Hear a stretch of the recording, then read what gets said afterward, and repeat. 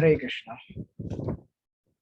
सगळ्यांचं स्वागत आहे. भक्तशास्त्री कोर्समध्ये आपण स्टडी करत आहोत भक्ती रसामृत सिंधू, आणि याच्यामध्ये आपण अध्याय नंबर 1 पूर्ण केला होता लास्ट टाइम. शुद्ध भक्तीची लक्षणे. तर आज आपण अध्याय नंबर 2 घेणार आहोत. अध्याय 1 मध्ये आपण 6 प्रकारच्या भक्तीची लक्षणं बघितली होती. क्लेशाग्नी, शुभदा, सांद्रानंद विशेषात्मा, सुदुर्लभ, मोक्ष लघुताकृत आणि श्रीकृष्ण आकर्षणी. आज मग आपण बघूया की या भक्तीची सुरुवात कशी होते. म्हणून अध्याय नंबर 2 जो आहे त्याचं टायटल आहे भक्तीची प्रथमावस्था. या चॅप्टर मध्ये मेजरली तीन मेन पॉइंट डिस्कस करण्यात आलेले आहेत. तर 3 हेडिंग्स आहेत, तुम्ही ते लिहून घ्या. 3 हेडिंग्स. सर्वात पहिला पॅरेग्राफ. श्रील रूप गोस्वामींनी भक्ती रसामृत सिंधू भक्तिमय सेवेचे 3 प्रकार सांगितले आहेत. ते पुढील प्रमाणे. तर ह्याला पहिला टायटल द्या. नंबर 1, भक्तीची सुरुवात. दिस इज फर्स्ट. भक्तीची सुरुवात.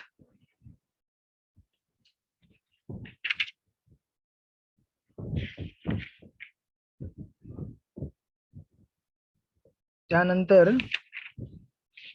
जर तुम्ही पुढे गेलात तर तुम्हाला भेटेल पान नंबर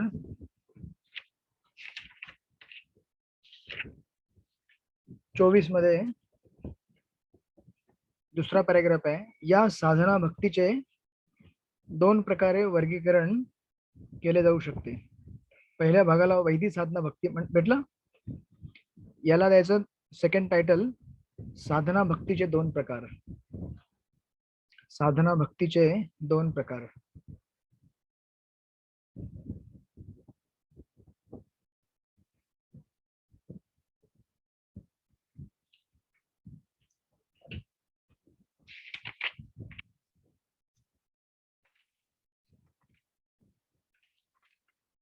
त्यानंतर तिसरा पॉइंट पान नंबर 25 वरती आहे. तुम्हाला एक मध्यभागी पॅरेग्राफ दिसेल. या ठिकाणी शुकदेव गोस्वामी श्रीकृष्णांचे वर्णन पूर्ण पुरुषोत्तम भगवान असे करतात. त्याच्यावरती तिसरा नंबरचा टायटल द्या, भक्ती करण्याचे महत्व. भक्ती करण्याचे महत्व.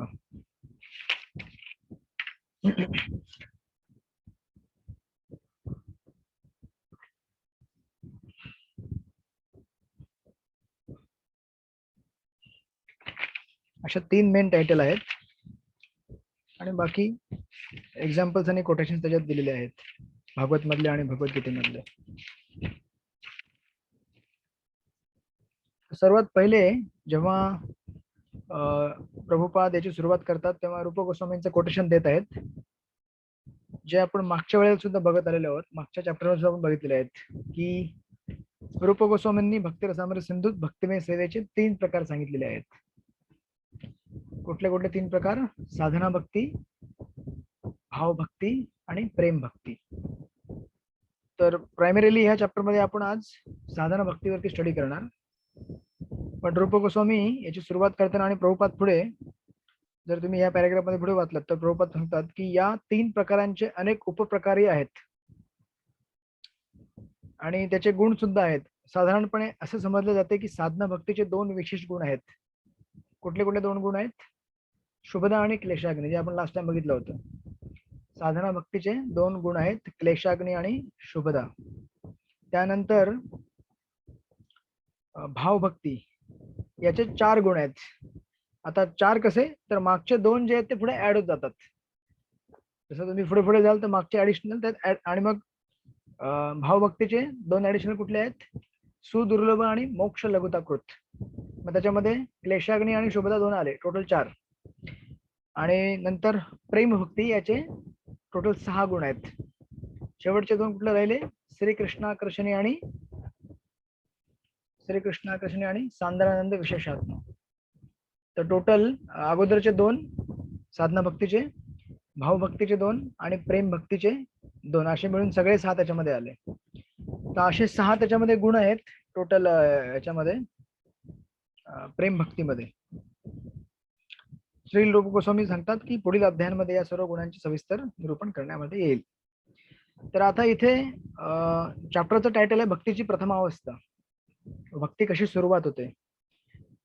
सर्वात पहिले प्रभुपाद देतात की भक्ती सुरुवात करण्याकरता प्रभुपाद सांगतात सेकंड पॅराग्राफ मध्ये की कृष्ण भावना किंवा भक्तिमय सेवेकरता एका व्यक्तीची योग्यता ही त्याच्या विशेष रुचीनुसार ठरवली जाते. रुची म्हणजे बेसिकली टेस्ट म्हणजे आपल्याला भगवंतांची सेवा करण्याकरता जे वेगवेगळं आपलं आकर्षण आहे, बेसिकली अट्रॅक्शन. प्रत्येकाला वेगवेगळे आकर्षण आहे. कुणाला डिव्होशनल सर्व्हिस मध्ये चॅन्टिंग करण्याकरता जास्त अट्रॅक्शन असतं, कुणाला श्रवण करण्याकरता अट्रॅक्शन असतं, कुणाला डीटी वर्शिप करण्याकरता अट्रॅक्शन असतं, कुणाला सेवा करण्याकरता अट्रॅक्शन असतं, वैष्णव सेवा. तर वेगवेगळे जे अट्रॅक्शन्स आहेत त्या अट्रॅक्शन नुसार आपली योग्यता ठरते भक्ती करण्याकरता. आणि प्रभुपाद एक उदाहरण देतात पुढे सुंदर, सांगतात की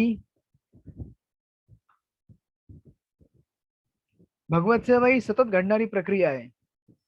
सतत घडणारी म्हणजे ऍक्च्युली आपण कितीतरी जन्मापासून भगवत भक्त आहोत.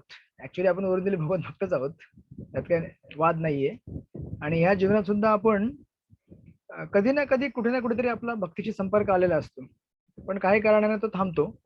त्याची कारण वेगवेगळी असू शकतात, वैष्णव अपराध किंवा आपण त्याला गांभीर्याने घेतलं नाही, आपण सोडून दिलं, भौतिक जीवनाशी आपण जास्त आसक्त झालो वगैरे वगैरे. पण प्रभुपाद सांगतात की भगवत सेवा ही सतत घडणारी प्रक्रिया आहे जी मागच्या जन्मापासून सातत्याने चालू राहते. कोणीही भक्तिमय सेवेशी पूर्वसंबंध असल्याविना तिचा स्वीकार करू शकत नाही. राईट. म्हणजे आपल्यापैकी बऱ्याच जणांनी जी आज भक्तिमय सेवा स्वीकारलेली आहे याला कारण काय आहे की मागच्या जन्मामध्ये कुठे ना कुठेतरी आपलं एक कनेक्शन आहे डिव्होशनल. आणि जरी नसेल तरी त्याला पण प्रभुपाद पुढे क्लॅरिफिकेशन देतात. जर असेल तर काय, तर प्रभुपाद सांगतात की जर मी या जीवनात थोड्या प्रमाणात भक्तिमय सेवा केली आणि ती 100% पूर्ण झाली नाही, तरी मी जेवढे काही भक्ती केलेली आहे ती पुढच्या आयुष्यामध्ये आपल्याला काय होईल, कंटिन्यू होत जाईल. समजा आज आपण 10% भक्ती केली तर पुढच्या आयुष्यामध्ये ती 20% चालू होणार. जितना थांबली तिथनं चालू होणार ती. पुढील जन्मी मी जिथे थांबलो होतो तेथून पुढे माझी प्रगती चालू राहील. अशा प्रकारे भक्तिमय सेवेचे सातत्य टिकून राहते. आणि जरी कुणाला असं वाटलं की पण मला तर वाटत नाही की मागच्या जन्मामध्ये आपण काही भक्ती केली असेल, त्या भक्तीद्वारे तर आपण आलो नाहीये, दिसत तर नाही असं काही लक्षण कुठे, तर प्रभुपाद म्हणतात की जरी असं नसेल तथापि जरी असे सातत्य दिसून आले नाही तरी केवळ संयोगवश एका व्यक्तीने शुद्ध भक्तांच्या उपदेशामध्ये जरी रुची घेतली तरीही तिचा स्वीकार केला जातो, ती भक्तीमध्ये पुढे अग्रेसर होऊ शकते. म्हणजे असं जरुरी नाही की मागच्या जन्मातून आलेला असेल. मागच्या जन्मातून आला असेल तर ठीक आहे, तुम्हाला माहित पडत असेल तर दॅट्स ऑल राईट. नसेल माहित पडत, परंतु या जीवनामध्ये येणे प्रकारे कुठल्या ना कुठल्या कारणाने आपला जर भगवंतांच्या भक्तांशी संग झाला असेल, त्यांचा आपला त्यांच्याशी संबंध आला असेल, तर तिथनं आपली भक्ती चालू होते आणि आपल्याला भक्तीमध्ये स्वीकार केले जातं. तर बेसिकली भक्तीची सुरुवात ही प्रामुख्याने भगवंतांच्या भक्ताच्या इंटरव्हेन्शनने चालू होते. कोणीतरी भगवंताचा भक्त आपल्याला भेटतो, आपल्याला सांगतो. तुम्ही बऱ्याचदा बघितलं असेल जेव्हा आपण बुक डिस्ट्रीब्युशन करतो तेव्हा असं नसतं की आपल्याला कोणी सगळे शुद्ध भक्त भेटतात, बरोबर आहे ना. किंवा असे नाही की कोणी रेग्युलर डिव्होटी भेटतात. कोणीतरी आपल्याला अचानक भेटतं, ते आपल्याला एखादं पुस्तक देतं. मला आठवतं स्वतः मी जेव्हा इथे ट्रेनमध्ये ट्रॅव्हल करायचो मुंबईला, तेव्हा मला सर्वात पहिले एक पुस्तक ज्याने दिलं होतं ईशोपनिषद पुस्तक होतं. ऑफकोर्स तेव्हा मला काही पुस्तक कळलं नव्हतं श्री ईशोपनिषद काय आहे कसं आहे, बट मला ते आठवते अजून सुद्धा की त्याने मला ईशोपनिषद पुस्तक दिलं होतं. आणि त्या म्हणजे कनेक्शन आपले कसे बनतात बघा. तर त्या पुस्तकाला आठवत नाही मला एवढं की मी किती वाचलं नाही वाचलं, पण एवढं रिमेंबरन्स मध्ये आहे की ते पुस्तक त्या डिवोटीकडनं मी घेतलं होतं. आणि त्या पुस्तकाला म्हणजे जेव्हा मी भक्तिशास्त्री क्लासेस वगैरे घेत राहायचो म्हणजे आता मागच्या काही रिसेंट ह्याच्यामध्ये, तेव्हा मला आठवायचं की आपलं सर्वात पहिले दिलेलं पुस्तक हे ईशोपनिषद होतं. आणि त्याची जेव्हा मी भक्तिशास्त्राची परीक्षा घेतली, स्वतः मी कोर्समध्ये ऍडमिट झालो होतो, तेव्हा संयोगाने एकदा फेल होऊन दुसऱ्यांदा परत पुस्तक स्टडी करून पास झालेलं होतं. म्हणजे त्या पुस्तकाचं माझ्यासोबत पहिल्यापासून एक कनेक्शन बनत आलेलं होतं. आणि आता तर संबंध आहेच निरंतर, कारण त्याचा अभ्यास आणि त्याच्यावरती लेक्चर्स वगैरे चालूच असतात. तर असं आपल्याला कधी कोणी असं अचानक भेटतो बऱ्याचदा तुम्ही अशी स्टोरी ऐकली असेल की एक व्यक्ती नुसता एक प्रभुपादांचं पुस्तक वाचून भक्त बनलेला आहे, राईट. बरेच अशा स्टोरीज आहेत इस्कॉन मध्ये आपल्या, की इवन गौराम प्रभू ते स्वतः सांगतात की आपल्या IITच्या लायब्ररीमध्ये त्याने ते पुस्तक वाचलेलं होतं, perfect question perfect answer, Radheshyam Prabhu आणि गौराम प्रभूंनी. तर त्या एका छोट्या पुस्तकाने आज एवढी मोठी इस्कॉन संस्था चालवणारे एवढे मोठे भक्त बनले, राईट. म्हणजे सुरुवात ही आपल्याला भगवंतांच्या भक्ताच्या संघाने होते, आणि संघ हा प्रभुपादांनी फार सिंपल बनवून ठेवलेला आहे आजच्या काळामध्ये, की जर डिव्होटी स्वतः जाऊ शकत नसेल तर काय प्रॉब्लेम नाही, पुस्तक जाईल आणि पुस्तकाच्या माध्यमातून भक्तांचा संघ आपल्याला भेटतो. आणि प्रभुपादांचं पुस्तक हे नॉन डिफरंट आहे प्रभुपादांपेक्षा, आणि इनफॅक्ट भगवंतांचे जेवढे भक्त होऊन गेलेले आहेत त्या सगळ्यांचा संघ आपल्याला पुस्तकाच्या मार्फत भेटतो. जेव्हा आपण भगवद्गीता ऐकतो, भागवतम वगैरे ऐकतो, इतरचे ग्रंथ रामायण महाभारत आपण जेव्हा स्टडी करतो, म्हणून आपली जी बिगिनिंग आहे स्पिरिच्युअल लाईफची जर्नी, ती सुरुवात होते भक्तांच्या संघाने.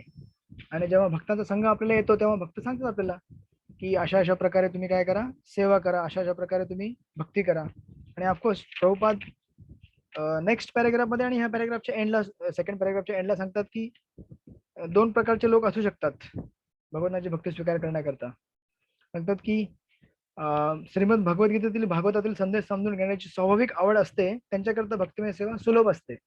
आणि जे लोक जास्त तर्कवादी असतात, जास्तच अनालिसिस करतात की अरे हे असंच का, ते तसंच का, हे नियम असे का तसे का, तर त्या लोकांना जास्त प्रॉब्लेम होऊ शकतो. म्हणून थोडं सिंपल असणे आपल्याकरता चांगलं आहे कधी कधी भक्तीमध्ये. जास्त जर आपण अनालिटिकल नसेल तर दॅट सम टाइम बेटर. ठीक आहे, तुम्ही अनालिटिकल असाल तर करू शकता अनालिसिस शास्त्रांचं, पण कधी कधी ते आपल्याकरता खतरनाक पण असू शकतं, कारण मग माणूस जास्त तर्कवाद करायला लागतो. जसं प्रभुपाद पुढच्या पॅरेग्राफमध्ये म्हणता येतच की तर्क कसे असतात की एक तर्क तुम्ही स्थापित केला तर त्या तर्काला दुसरा व्यक्ती येऊन ते तर्क नष्ट करू शकतो. मग पुन्हा तिसरा व्यक्तीचे तर्क स्थापित केले त्याला चौथा व्यक्ती येऊन नष्ट करू शकतो, राईट. महाप्रभू हेच करायचे आपल्या बाललीलेमध्ये. आपल्या मित्राला सांगायचे ठीक आहे ह्याच्यावरती मी तुला हे सांगतो, याचं उत्तर असं असं आहे. मग लगेच महाप्रभू म्हणायचे नाही याचं उत्तर असं नाही, त्याचं उत्तर तसं आहे. मग अजून एक सांगायचे की याचं उत्तर तसं नाही, असं करत करत ते जोपर्यंत समोरचं बोलायचं की नको बस झाला आता, मला नको, मला नाही, मी थकलो, मला नाही, मला सोडून द्या, तोपर्यंत महाप्रभू त्याच्यासोबत वादविवाद करत बसायचे, म्हणजे संकीर्तन आंदोलन चालू करण्यापूर्वी.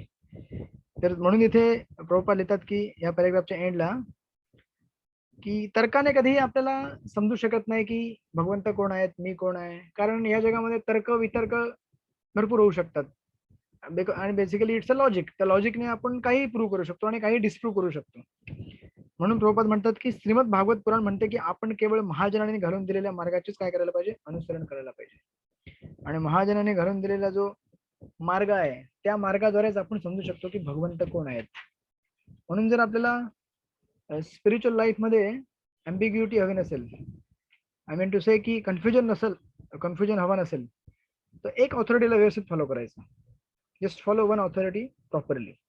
मग तुमच्या ते कोणी काउन्सिलर असतील किंवा तुमचे आध्यात्मिक गुरु असतील किंवा आपल्याकरता आपले जे इस्कॉनचे परम गुरु आहेत श्रील प्रभुपाद, त्यांची जी पुस्तकं आपण रेफर करतो, मग एकदा जर आपण त्यांना सांगितलं की yes this is the standard final answer, मग कुठला विचार राहत नाही की हे तो काय म्हणतोय आणि हे काय म्हणतोय. तसंच जेव्हा आपण गायडन्स घेतो एखाद्या गोष्टीवरती तेव्हा आपण एका पर्टिक्युलर व्यक्तीला फॉलो करायला पाहिजे. अदरवाईज काय होतं की मग ह्याने असं सांगितलं प्रभूजी पण ते असं म्हणतात मग तुम्ही त्यांचंच ऐका. मग सी जर तुम्हाला रिझल्ट भेटत असेल एखाद्या प्रक्रियेमध्ये फॉलो करून, if you are getting results, you are progressing, that means जी सांगणारी व्यक्ती आहे आणि जे तुम्ही फॉलो करता ते व्यवस्थित चाललेलं आहे.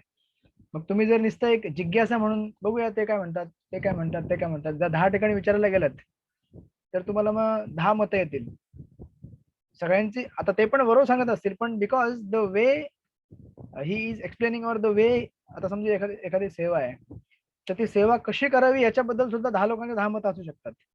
शेवटी एवढं नक्की आहे की सेवा करायची आहे, पण just because there is some confusion की हे म्हणतात की नाही असं झालं पाहिजे, ते म्हणतात तसं झालं पाहिजे, त्याच्यामध्येच गोंधळून जातो आणि सेवा दूर राहून जाते. म्हणून it is always better we follow one authority and then we can succeed. आता हे सांगितल्यानंतर मग इथे आपल्याला सेकंड या थर्ड पॅरेग्राफ मध्ये रादर 1 2 3 4 चौथ्या पॅरेग्राफ मध्ये मग प्रभुपाद सांगतात की मग अशी जी भक्तांशी आपली भेट होते भगवंतांच्या, ते भक्त आपल्याला काय सांगतात की तुम्ही साधना चालू करा, बेसिकली साधना भक्ती. मग प्रभुपाद इथे लिहित आहेत की या ठिकाणी रूप गोस्वामींद्वारे भक्तिमय सेवेचे सर्वसामान्य वर्णन करण्यात आलेले आहे आणि सांगतात की आधी सांगितल्याप्रमाणे साधना, भाव आणि प्रेम असे 3 भक्तीचे प्रकार आहेत. त्यापैकी आता रूप गोस्वामी आपल्याला साधना भक्ती काय आहे ते समजावून सांगतील. तर बेसिकली साधना म्हणजे it's a spiritual practice in one sense. Practice म्हणजे दररोजचा अभ्यास. आता जसं फॉर एक्झाम्पल तुम्हाला जर एखाद्या गोष्टीमध्ये परफेक्ट व्हायचं असेल तर त्या गोष्टीमध्ये परफेक्ट होण्याकरता अभ्यास करावा लागतो, राईट. कोणीही व्यक्ती सुरुवातीला परफेक्ट नसतो. प्रभुपाद बऱ्याचदा सांगायचे की मला 40 वर्ष लागली माझा जप स्टँडर्ड बनवण्याकरता. प्रभुपाद स्वतः हे एवढे महान आचार्य आहेत, तर ते म्हणायचे की त्यांना 40 वर्ष लागले, तर आपल्याला किती वर्ष लागतील समजून घ्यायला पाहिजे आपण. पण सांगण्याचा माझा आशय असा होता की कुठलीही गोष्ट ही सुरुवातीला परफेक्ट नसते, आपल्याला प्रॅक्टिस करून त्याला परफेक्ट बनवावी लागते. तर त्या प्रॅक्टिसला बेसिकली साधना म्हणतात. प्रत्येकाची साधना आहे, या जगामध्ये प्रत्येक जण साधना करत आहे. एक क्रिकेटपटू असतो, तो सुद्धा साधना करतो ना, प्रॅक्टिस करतो, नेट प्रॅक्टिस. एखाद्या व्यक्तीला जर पोलीस बनायचं असेल तो सुद्धा साधना करतो. एखाद्या व्यक्तीला समजा तुम्हाला आता एखादी डिश शिकायची आहे नवीन, घरामध्ये तुम्ही गृहिणी असतात, घरी काही बनवायचा प्रयत्न करतात, नवीन नवीन पदार्थ. मग तुम्ही ते बघता, ओके, एखादा व्हिडिओ बघता, एखादे कुठल्या पुस्तकातनं माहिती घेता. मग पहिल्या अटेम्प्ट मध्ये चांगलं होतं का? ते नाही होत ना. पहिल्या अटेम्प्ट थोडं मीठ जास्त होतं किंवा तिखट होतं किंवा त्याचा रंग वेगळाच येतो किंवा ते होतच नाही. आपण बनवायला जातो, एक गोष्ट बनते, तिसरी गोष्ट. पण मग आपण शिकतो, ओके, मग हळूहळू असं नाही करायचं, असं करायचं, दुसरा अटेम्प्ट, तिसरा, चौथा, पाचवा, सहावा, असं करता करता 10व्या 12व्या अटेम्प्टला ते एकदम परफेक्टली बनतं.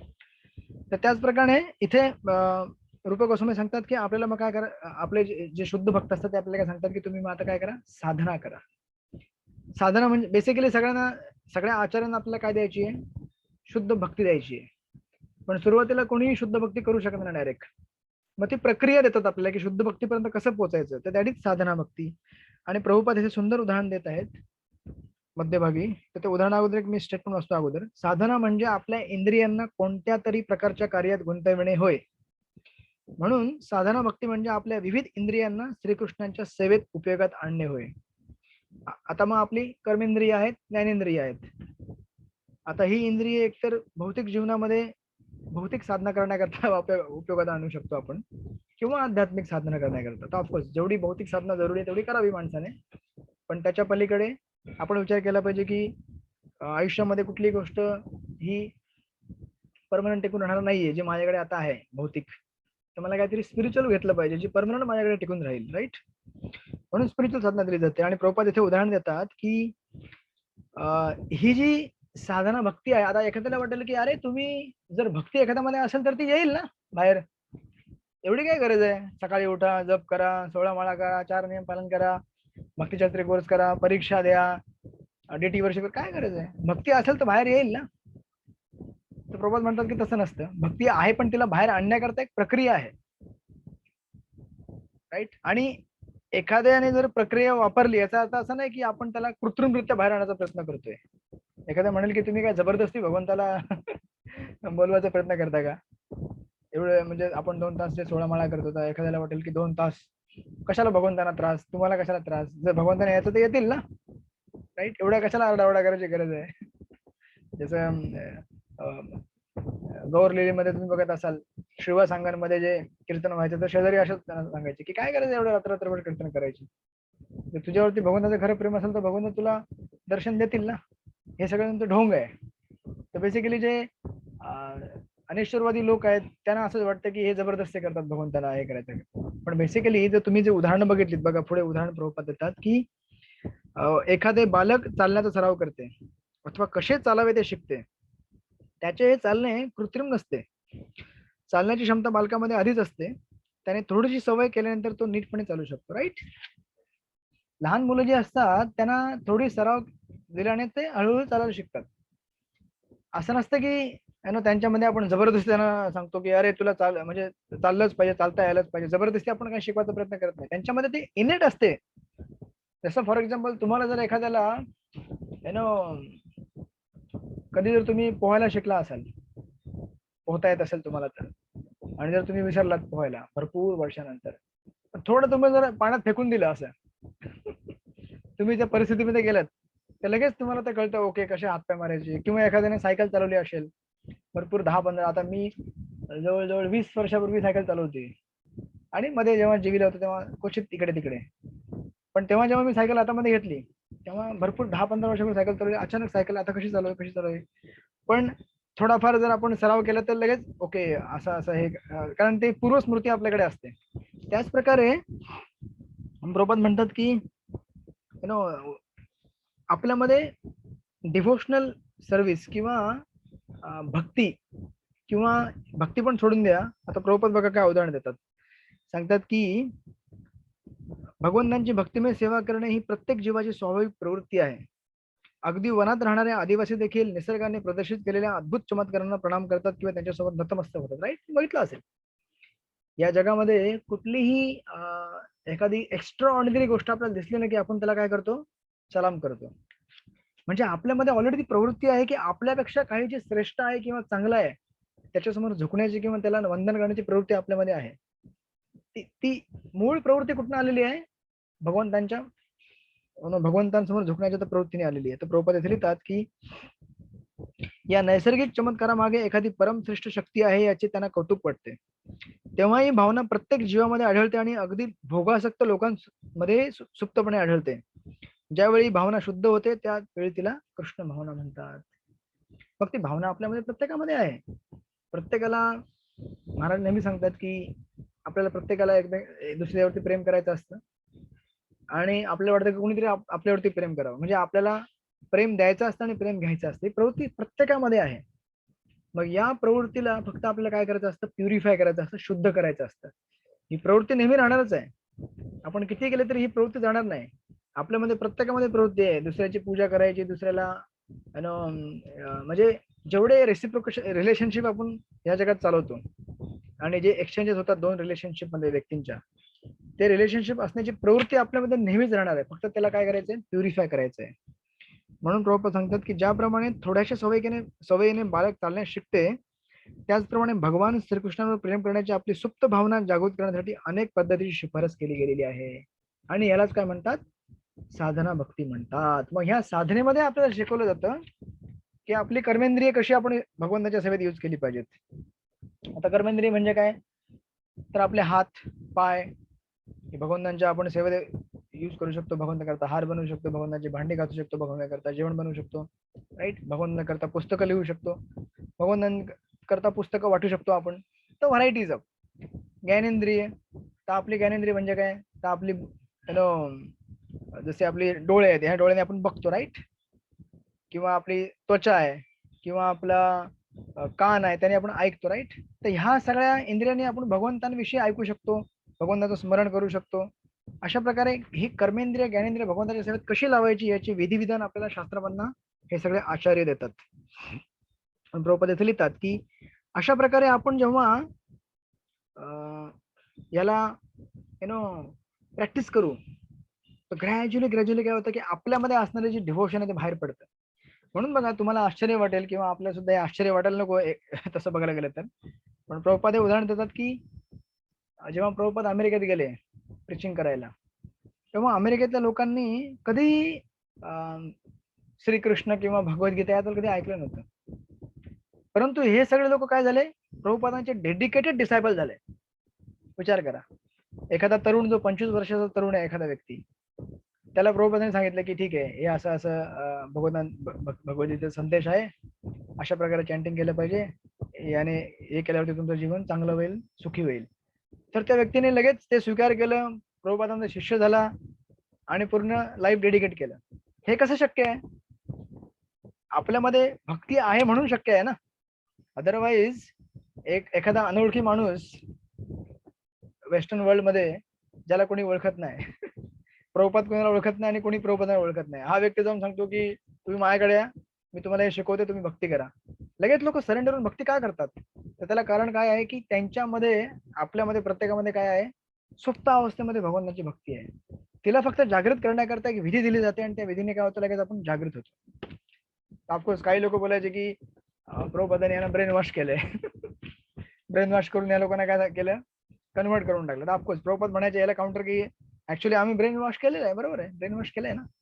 आपल्या ब्रेन मध्ये जो काही कचरा आहे या जगातला, भौतिक वादाचा जो कचरा आहे तो आम्ही साफ केलेला आहे. That's all right, we are doing brain wash. तर प्रभुपाद असं एकदम पॉझिटिव्ह आन्सर द्यायचे. ऑफकोर्स अशा प्रकारे आपण जेव्हा भक्तीमध्ये एंगेज होतो तेव्हा आपली साधना भक्तीमध्ये, तेव्हा काय होतं, ग्रॅज्युअली आपलं जे या जगामध्ये असणारं वेडेपणा आहे, जसं प्रभुपाद पुढच्या पॅराग्राफमध्ये सांगतातच की माया शक्तीने मोहित झालेल्या प्रत्येक जीवाला एखाद्या मनोरुग्णाप्रमाणे समजले जाते. तर भागवत मध्ये शब्द सांगतात की ऍक्च्युली या जगामध्ये जे त्याचं इथे ट्रान्सलेशन दिलेलं आहे, नूनम प्रमत्त कुरुते विकर्म यदेंद्रिय आपनोती, असं म्हणून एक श्लोक आहे. तर त्याच्यामध्ये हा एक शब्द येतो प्रमत्त, नूनम प्रमत्त. प्रमत्त म्हणजे बेसिकली वेडा. तर प्रभुपाद इथे लिहितात की साधारणपणे बद्ध जीवाला वेडा समजण्यात येते. राईट. जीवात्मा आपल्या कारण तो बंधन आणि दुःख यास कारणीभूत ठरणाऱ्या अनेक क्रिया करीत असतो.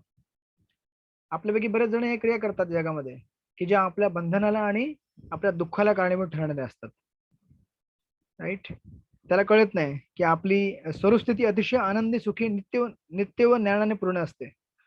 परंतु ज्यावेळी तो भौतिक अवस्थेत गुंतला जातो त्यावेळी तो दुःखी होतो. त्याचे जीवन अशाश्वत होते, तो अविद्येने प्रभावित होतो. यालाच विकर्म असे म्हटले जातात. आणि ऑफकोर्स प्रभुपाद पुढे लिहितात की या विकर्माला दूर करण्याकरता, या वेडेपणाला दूर करण्याकरता काय आहे, विकर्म म्हणजे निश्चित कार्य. म्हणून आपण नियमितपणे साधन भक्ती केली पाहिजे.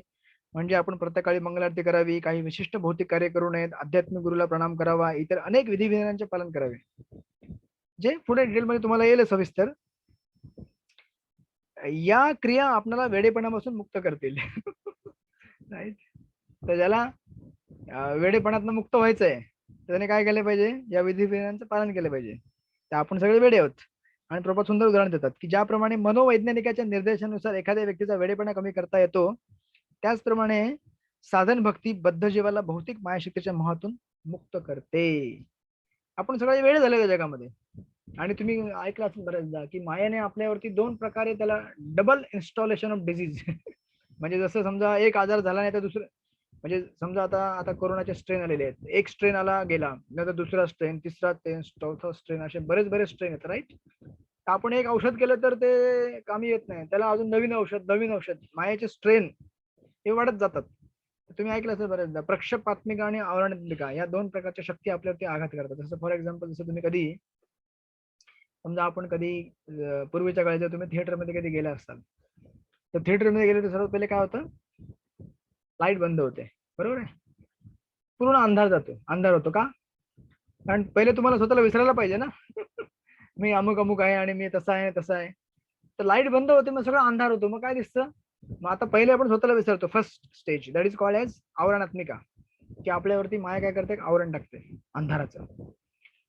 मग हे आवरण आता नेक्स्ट काय, मग आता दुसरीकडे लाईट चालू होते, कुठे, स्क्रीनवरती, जी मोठी स्क्रीन आहे सिनेमा स्क्रीन, त्याच्यावर लाईट चालू होते आणि त्याच्यावरती काय होतं, मग वेगवेगळे दृश्य देखील चालू होतात. मग आता व्यक्ती काय करतो, सर्वात पहिले स्वतःला विसरला. आता तो तिथे जे कॅरेक्टर दिसतात सिनेमाच्या स्क्रीनवरती, त्या कॅरेक्टरशी स्वतःला काय करतो, आयडेंटिफाय करायचा प्रयत्न करतो. अरे तो हिरो जो आहे ना, तो मी आहे, हा मी आता बघ कसा फायटिंग करणार, त्याला मारणार. आता मला कशी हिरोईन भेटली, आता बघ मी आता मोठा बंगला घेतला, मला नोकरी लागली, हे लागली, वगैरे वगैरे. मग होतं काय की त्याच्यामध्ये असणारं जे सुख दुःख आहे, सिनेमामध्ये जो हिरो आहे कधी दुःखामध्ये असतो कधी सुखामध्ये असतो, तर ते आपण आपल्यावरती घेतो. जर हिरोला मार बसला तर आपण दुःखी होतो. जणू काय आपल्याला मार बसला. आणि हिरोला जेव्हा गाडी भेटते तर आपण खुश होतो, जणू काय आपल्याला गाडी भेटली. जसे आपल्याकडे असं सायकल, थिएटरच्या बाहेर गेल्यावरती आपली ती 2 चाकी सायकल घेऊन घरी जाणार. परंतु तिथे जसं जो नट असतो त्याला जशी सिच्युएशन येते त्या सिच्युएशनशी आपण स्वतःला कम्प्लिटली आयडेंटिफाय करतो. तुम्ही बघितलं असेल लोक रडतात सुद्धा थिएटरमध्ये. म्हणजे आता एवढं सिनेमा थिएटर एवढा एक्सपांड झालं की तो आपल्या हातामध्ये आलेला आहे. तर आपण कधी जेव्हा बघतो काही लोक रडतात, काही हसतात. तर बेसिकली ना आपण रडत असतो ना हसत असतो, पण आपण मूर्खपणाने काय करतो, समोरच्या कॅरेक्टरला आपण त्याच्याशी आपण आयडेंटिफाय करतो आणि तो जसा वागतो तसा आपण, जसं भागवत मध्ये चतुर्थ स्कंद मध्ये पुरंजन महाराजचं उदाहरण आहे. नारद मुनी जेव्हा प्राचीन वरिष्ठ याला समजवतात, तो भरपूर यज्ञ करत असतो आणि भरपूर पशुबळी देऊन सगळीकडे यज्ञ करत असतो, पूर्ण पृथ्वी कुशाने भरून गेलेली असते. कुशाग्रास बेसिकली कुशा चटया याच्याकरता वापरतात ना, यज्ञ करण्याकरता. तर इथे यज्ञ झाला, कुशा चटया सोडली, मग पुढे गेला, तिथे सोडली, पुढे गेला, आणि कुशा गवत असतं ते, थोडं गवत जरी त्याला ओलावा आणि मातीचा संपर्क आला तर लगेच काय होतं, तिथे नवीन झाड तयार होतं. तर पूर्ण पृथ्वी कुशाग्रासने भरून जाते. मग नारद मुनी काय करतात, याला या वेळेपणातनं बाहेर काढण्याकरता येतात समजवायला. आणि हे सगळे कर्मकांडी यज्ञ कशा करता करत असतात प्राचीन महाराष्ट्रात, की स्वर्गामध्ये जाण्याकरता. तर नारद मुनी त्यांना सांगतात पुरंजनची कथा. त्या पुरंजनच्या कथेमध्ये अप्पोस येतं की पुरंजन राजा एका स्त्रीशी विवाह करतो आणि हा राजा तिच्याशी एवढा आसक्त होऊन जातो की जशी राणी करेल तसा राजा करतो. राणी बसली की राजा पण बसतो. राणी उठली की राजा पण उठतो. राणी बाहेर फिरायला गेली की राजा पण फिरायला जातो. राणी जेवायला बसली की हा पण जेवायला बसतो. राणी झोपली की हा पण झोपतो. म्हणजे बेसिकली या जगामध्ये तो एवढा आसक्त होऊन जातो की जसं त्या सिनेमाच्या थिएटरमध्ये जसा नट करत असतो तसं आपण त्याला फॉलो करतो आणि त्याच्या सुख दुःखामध्ये स्वतःला आपण, आणि राणी रडली की आपण रडतो. तसंच इथे आपण काय करतो, एक्झॅक्टली सेम. म्हणून बघा भागवत मध्ये एवढं सुंदर विश्लेषण दिलेलं आहे. तुम्ही जर भागवत आता तर तुम्ही एक्झॅक्टली ह्या पॉईंट नंतर भगवद्गीतेनंतर आणि याच्यानंतर जर तुम्ही भागवत म्हटलं, तुम्हाला बरेच पॉईंट्स क्लिक होत जातील. ओके, भगवद्गीतेमध्ये सांगितलं प्रिन्सिपल, याचं निरूपण इथे असं केलेलं आहे कथांद्वारे. तर तिथे नारद मुनी त्याला सांगतात, शेवटी प्राचीन भारत महाराज सांगतात की मला समजलं नाही स्टोरी तुम्ही सांगताय ते. तर नारद मुनी म्हणतात की ऍक्च्युली काय आहे की तुझी जी बुद्धी आहे ना, ती तुझी काय आहे, पत्नी आहे एक तऱ्हेने. आणि आपली बुद्धी जशी बनते तसं आपण वागतो. जर आपली बुद्धी भौतिकवादी झाली, आपण भौतिकवादी होतो. आपली बुद्धी आणि मन आपल्याला म्हणतं ठीक आहे आता फिरायला जा, तर मी पण फिरायला जातो. कशाला फिरायला जा, वेळ आहे का आता फिरायची रात्री 9:15 वाजता? नाही ना. पण आपली बुद्धी म्हणते ठीक आहे आता आता काहीतरी आता समजा रात्री एखादा 12 वाजता जेवायला बसेल, काय करायचं रात्री 12 वाजता जेवायची? समजा म्हणजे आपल्या बुद्धी आणि मनामध्ये रॅन्डमली काही विचार येतात, सेन्सलेस समटाइम, ज्याला काही सेन्स नसतो. परंतु जीवात्मा त्या विचारांशी, बुद्धीशी आणि मनाशी एवढा आसक्त झालेला आहे की जे म्हणेल ते फॉलो करत जातो, जस्ट लाईक पुरंजन महाराज. म्हणून त्या वेडेपणातनं मुक्त करण्याकरता काय आहे आपल्याकरता दिलेली साधना भक्ती आहे. आणि हे जे दोन आवरण असतात मायाची, प्रत्येक आवरणात्मिका आणि प्रक्षेपात्मिका. आवरणामुळे काय होतं की आपण विसरून जातो स्वतः कोण आहोत, आणि प्रक्षेपात्मिकामुळे काय करतो की समोर जे आहे त्याच्याशी आपण आयडेंटिफाय करतो. म्हणजे फॉर एक्झाम्पल जसं सांगायचं तुम्हाला तर की जसं एखादा व्यक्ती जर तो वेडा झाला फॉर एक्झाम्पल, म्हणजे आता भौतिकवादी लोक आपण सगळे तर वेडे आहोतच, पण त्याच्यामध्ये सुद्धा जर ऍक्च्युली वेडा झाला याच्यामध्ये, कशामध्ये, समजा आपल्या डोक्यावरती काय मार लागला आणि आपण बसलो एका ठिकाणी, आता काय आठवतच नाही, डॉक्टर आले, बोलले तुझं नाव काय बाळा?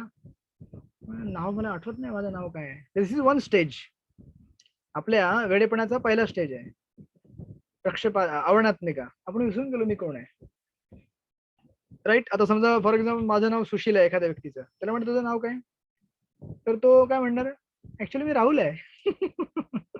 म्हणजे काय झालं, सेकंड लेअर आला त्याच्यावरती आता मायाच्या आवरणाचा. म्हणजे स्वतःला विसरणे, दिस इज फर्स्ट स्टेज. पण स्वतःला विसरून स्वतःला दुसरंच काहीतरी सांगणे ही त्याच्यापेक्षाही गंभीर परिस्थिती आहे. जर एखादा व्यक्ती स्वतःला विसरला की अरे मी कोण आहे, तर दॅट इज ऑल राईट, विसरला, याची मेमरी पुन्हा आणण्याकरता काहीतरी प्रयत्न केला जाऊ शकतो. परंतु एखादा स्वतःला विसरून म्हणेल की अरे मी हा नाही, मी तोच आहे.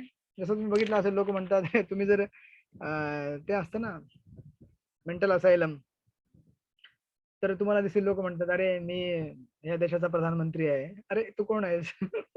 राईट. बेसिकली म्हणजे लोक म्हणतात की मी पोलीस आहे, मी हे आहे, मी ते आहे, मी आणि लोक वेडेपणामध्ये स्वतःला आयडेंटिफाय करून म्हणतात की आता मी याचा खून करेन, मी त्याचा हे करेन. तर एक स्वतःला विसरणं असतं आणि दुसरं असतं स्वतःला दुसरीच आयडेंटिटी लावणे. तर ह्या सगळ्या वेडेपणाच्या प्रकारातनं जर दूर व्हायचं असेल आपल्याला, तर इथे ती विधी दिलेली आहे आणि ती विधी आहे साधना भक्ती. तर आपले जे काही आणि पुढे कोटेशन दिलेले आहेत बरेच. जसं महाप्रभूंचं एक कोटेशन दिलेलं आहे भागवत 7:132च्या खाली, नारद मुनींच्या खाली. नारद मुनी सांगतात की आपलं मन काय केलं पाहिजे, आपण श्रीकृष्णावर केंद्रित केलं पाहिजे. त्याच्या खाली दिलेले आहे की श्री चैतन्य महाप्रभूंनी या उद्देशाने आपल्याला एक अधिकृत कार्यक्रम दिला आहे, जो हरे कृष्ण महामंत्राच्या संकीर्तनावरती आधारित आहे. हे संकीर्तन इतके शक्तिशाली आहे की मनुष्य श्रीकृष्णांवरती त्वरित आसक्त होत असतो. साधना भक्तीचा हा प्रारंभ होय.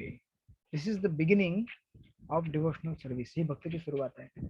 म्हणून सुरुवातीला आपण सर्वांना काय सांगतो की तुम्ही महामंत्र जप करा, हरे कृष्ण कृष्ण कृष्ण हरे हरे, हरे राम राम राम हरे हरे.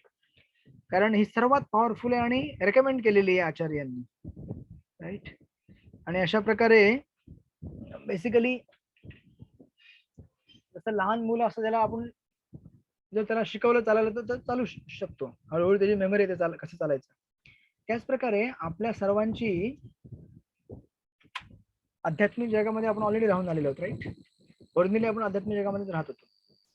जसं एखादा व्यक्ती वेडा असतो किंवा एखाद्याची मेमरी निघून जाते, तर त्या व्यक्तीला मेमरी परत आणण्याकरता काय केलं जातं, स्टिम्युला आहे, तुम्ही बघितलं असेल मेडिकल सायन्स मध्ये. तर त्याला समजा त्याचं घर, एखाद्या घराच्या बाजूला गार्डन असेल किंवा त्याचा आवडता पदार्थ एक पर्टिक्युलर हे असेल किंवा त्याचं एखादं आवडतं खेळणं असेल, तर त्या गोष्टी त्याला दाखवल्या जातात. हे बघ, हे तुला आठवते, हे तुला आठवते. मग हळूहळू त्याला काय होतं, त्याची मेमरी परत येते. ओके, ही गोष्ट. त्याच प्रकारे आपल्याला सगळ्यांना म्हणजे आपली मेमरी आहे भगवंतांच्या भक्तीची आध्यात्मिक जगामध्ये, राईट. तर ती मेमरी आपल्याला रिवाईव्ह करायची असते. म्हणून आज तुम्ही जे काही भक्तीचे अंग करता, फॉलो करता, तुम्ही चॅन्टिंग करता, इव्हन भगवद्गीतेमध्ये तुम्ही एक स्टेटमेंट म्हटलं असेल, प्रभुपाद एका लिहितात की you know we revive by chanting Hare Krishna, we revive memory of Krishna. आता ऑफकोर्स इंग्लिशमध्ये आहे, मराठीमध्ये ते तसं लिहितात की महामंत्राचा जप केल्याने आपली भगवंतांची स्मृती पुन्हा येते. ऑफकोर्स आपण भगवंतासोबत राहत आलेलो आहोत आध्यात्मिक जगामध्ये. तर आपण इथे जर त्या सगळ्या गोष्टी जर प्रॅक्टिस केल्या, जे आपण ऑलरेडी तिथे करत आलेलो आहोत, तर त्याने आपली मेमरी जी आहे भगवंतांची ती पुन्हा जागृत होत जाते हळूहळू हळूहळू. आणि ती मेमरी रिव्हाइव्ह झाल्यावरती काय म्हणणार, मग आपण बरे होणार आणि आपल्या पुन्हा ओरिजिनल स्थितीमध्ये येणार. म्हणून this is the treatment, this is the beginning of devotional service. भक्तीची काय सुरुवात आहे साधना भक्तीद्वारे आणि खास करून महामंत्र जप आणि त्याच्याशी संबंध बाकीच्या विधी आपल्या गुरु आचार्य देतात.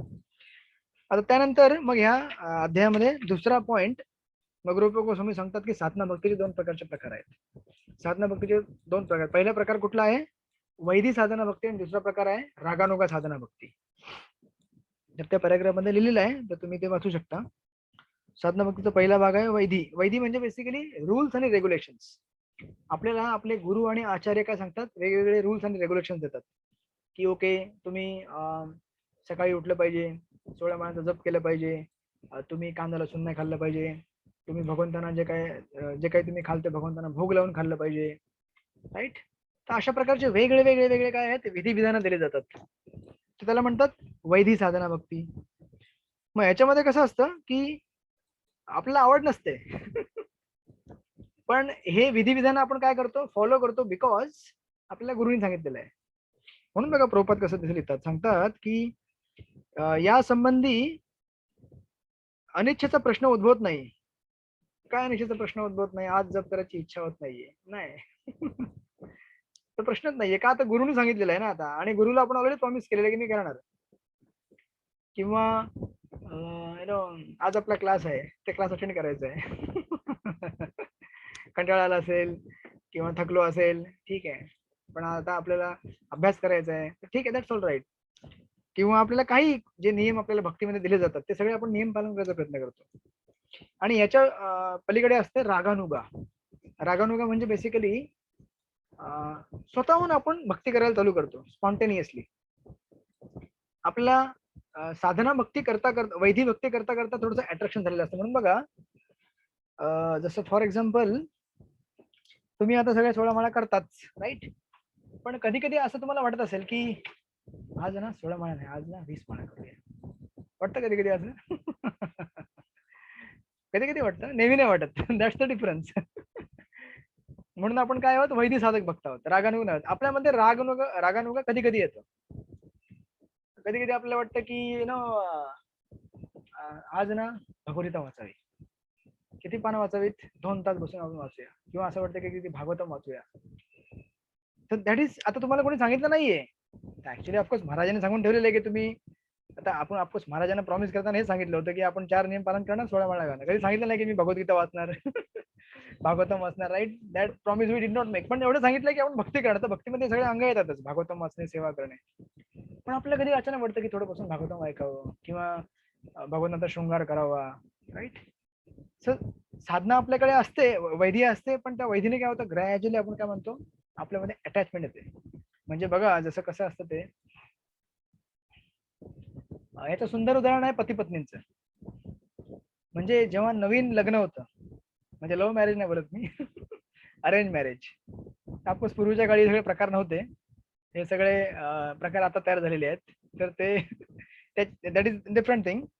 पण पूर्वीच्या काळी अरेंज मॅरेजेस व्हायचे, आणि असे मॅरेजेस व्हायचे की जेव्हा मूल छोटासा असायचं 10-12 वर्षाचं तेव्हा लग्न लावून टाकायचे. ऑफकोर्स 10-12 वर्षामध्ये ते लोक एकत्र राहायचे नाही, हळूहळू राहायचे. पण ही सगळी एक वैज्ञानिक प्रक्रिया आहे की लहानपणी जेव्हा मुलाचं असं लग्न लावायचे, ऑफकोर्स आता कोणी लग्न लावणार नाही लहानपणी. आता एक छोटं बाळ आहे इथे. आय मीन जस्ट मला बघून असं त्याला वाटायला नको की अरे आपल्याला पण आता लावून टाकतील लग्न वगैरे असं काय. पण this is a very scientific process की जेव्हा अशा प्रकारे लहानपणापासूनच जेव्हा दोघांचं एकमेकांमध्ये मन गुंतवलं जातं, तेव्हा मुलीला माहिती असतं की आपला ऑलरेडी आपला नवरा आहे, तिचं लक्ष दुसरीकडे जात नाही. This is one of the benefit. आणि ऑफकोर्स सुरुवातीला प्रेम नसतं. जेव्हा इव्हन आता सुद्धा बघून घ्या, जेव्हा अरेंज मॅरेजेस होतात, जेव्हा नवरा बायको एकत्र राहिला तेव्हा सुरुवातीला प्रेम नसतं, राईट? एका दिवसामध्ये काही प्रेम तयार होत नाही. मग एकत्र ते राहतात, मग सेवा करतात, मग एकमेकांच्या आवडीनिवडी त्यांना कळतात, आणि मग ग्रॅज्युअली ग्रॅज्युअली ग्रॅज्युअली त्यांच्यामध्ये मग प्रेम पण बनतो, राईट? तर तसंच आपलं आणि भगवंताचं नातं आहे. तर आज आपल्याला भगवंतांशी प्रेम नाहीये, पण ठीक आहे, आता लग्न तर करायलाच पाहिजे ना. या जगामध्ये कोणी त्याला काय म्हणतात मराठीमध्ये, कुंवारा काय म्हणतात त्याला मराठीमध्ये, बिना लग्नाचं राहू शकत नाही. तुम्हाला लग्न करायचंय, ठीक आहे, एकतर तुम्ही मग या भौतिक जीवनामध्ये एक गृहस्थ आश्रम आपला असतं ते स्वीकार करा, किंवा तुम्ही भगवंताशी लग्न करा. इधर वे ऑफकोर्स भगवंताशी लग्न तर सगळ्यांनाच करायचंय. हे आपले महाविष्णू महाराज सांगायचे नेहमी की ब्रह्मचार्यांनी लग्न केलं पाहिजे. सगळं अरे लग्न करायला पाहिजे, कुणाशी लग्न करायला पाहिजे? महाराज काय सांगतायत, सांगायचे ब्रह्मचार्यांनी भागवतमशी लग्न करायला पाहिजे, श्रीमद भागवतम. तर ज्याने भागवतमशी लग्न केलं त्याचा, कारण कुणीही कुमारा राहू शकत नाही बिना लग्नाचा, त्याला एंगेज व्हायला लागतं कुठे ना कुठेतरी, राईट? कारण कुठेतरी शेल्टर पाहिजे ना. बेसिकली ह्या जगामध्ये आपण हे सगळे संबंध स्थापित का करतो? कारण एकट्याने जीवन जगता येत नाही, राईट? एकाकीपणा येतो, सपोर्ट नसतो. तर हे सगळ्या गोष्टी आपल्याला हव्या असतात आयुष्यामध्ये, की कोणीतरी समोर आहे, मला विचारणार आहे, सपोर्ट आहे, ह्या सगळ्या गोष्टी. तर सिमिलरली आता सुप्रीम जे पर्सन आपल्याला विचारणार आहे त्यांच्यासोबत आपला एक संबंध, सनातन संबंध आहे. तर आपण जेव्हा त्यांच्याशी नाता जोडलं जातो, सुरुवातीला आपलं प्रेम नसतं. आपल्यापैकी बऱ्याच जणांना अजून सुद्धा सकाळी जर 3ला उठवलं तर कोणाला आवडणार नाही जास्त, राईट? प्रभूजी नाही, कंटाळा येतो. एवढी छान झोप लागते ना सकाळी. आणि मायाने असं बनवलेलं आहे सगळं हे प्रपंच आणि दुनिया, की चांगली झोप आणि चांगला टाइमपास रात्रीच होतो. बघितलं मी परत बघितलेलं आहे की एकदम म्हणजे असं वाटतं की आता समजा रात्रीचे 9-10 वाजले, असं वाटतं की आता बसून गप्पा मारावे आणि भरपूर कुठेतरी मूवी बघत बसावं. म्हणजे इतकं एक्स्टॅटिक वाटतं की असं वाटतं की दिवस चालू झाले आता, राईट? जो की झोपायचा वेळ असतो ऍक्च्युली. आणि सकाळी असं वाटतं की एकदम म्हणजे बेस्ट, जगातला सर्वात जो क्षण असेल सकाळी, जो 4 नंतर जी झोप लागते, 4 ते 7च्या दरम्यान, साखर झोप म्हणतात त्याला ना. त्याला मुद्दाम साखर झोप म्हणतात कारण साखरेसारखी गोड असते ती. तर हा प्रपंच असा मायाने बनवलेला आहे, तर कोणाला आवडत नाही. पण तुम्ही बघितलं असेल की आपण कधी यात्रेला जातो ना, तर यात्रेमध्ये लवकर उठावं लागतं सकाळी.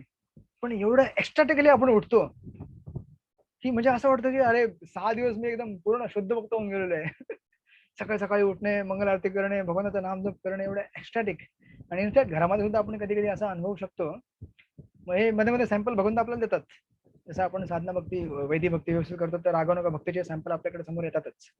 तर इथे म्हणून आपल्याला ही विधी दिलेली आहे बघा, मध्ये बरोबर येतातच की साधना भक्तीच्या दुसऱ्या भागाला रागानुग म्हणतात.